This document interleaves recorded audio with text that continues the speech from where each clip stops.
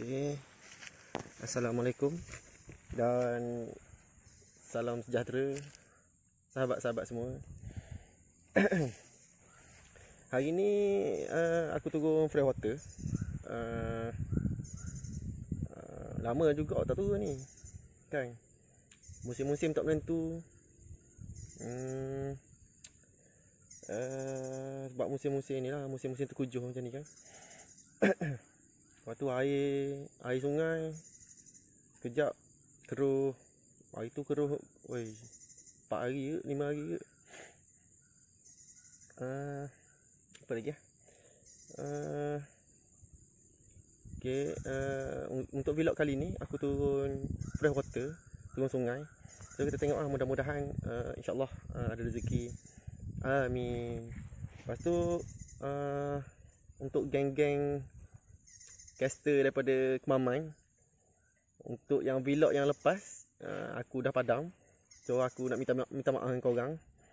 So, sebab tempat tu pun tempat larangan. So tak apa, aku memahami dan cuba faham lah. So vlog tu aku dah padam. So tak ada, harap dah tak ada isu lah kan. Apapun kita caster tiada beza. Sama-sama jalinkan hubungan persahabatan, InsyaAllah. Lepas tu jangan lupa menyokong aku dengan subscribe channel aku, share, like dan komen. Kalau boleh janganlah komen yang jenis nak membahan je kan. Komen positif negatif tak ada hal lah, saja je bergurau. Apa pun hari ni kita cuba yang terbaik. Jom sayap.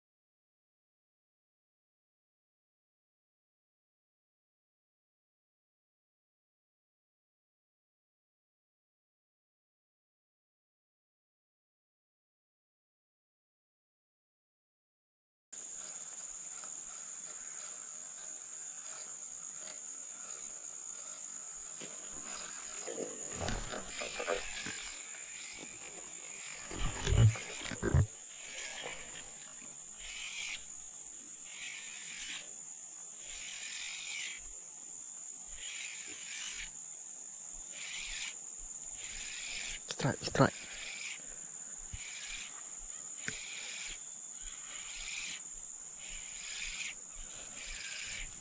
Alhamdulillah. Strike.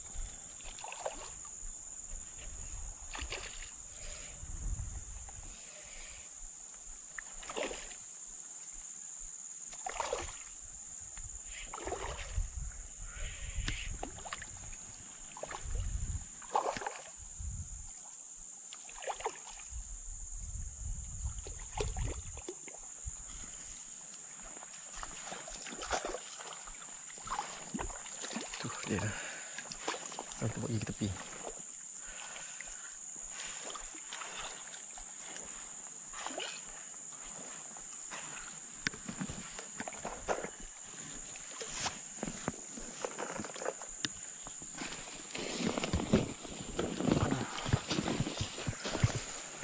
Punya lama tak turun dengan kumpau bercampur sekali. Alhamdulillah turun hari ni ada rezeki. Allah. Ya. Kita klik. Banyak kali mengambil tangkap ni. Tu dia. Okey. Sikit. Okey. Dia. Dekat semulut kot tu. Okey, terbaik. Tu dia. Menggunakan pensel garnish daripada Lucky Craft. Silap, Downfish. Lebih kurang kan. Dia punya market US dengan market Jepun tak. Okey, tu dia. Alhamdulillah sebarau pertama hari ni. Tu dia pensel. Okey. Sebarau yang agak rakus. Okey, alhamdulillah. Apapun terbaik. Oh, lama tak turun ni. Turun juga tapi ya cuaca tak menentu kan. So, alhamdulillah, walau macam mana pun kita cuba lagi yang terbaik. Cayok.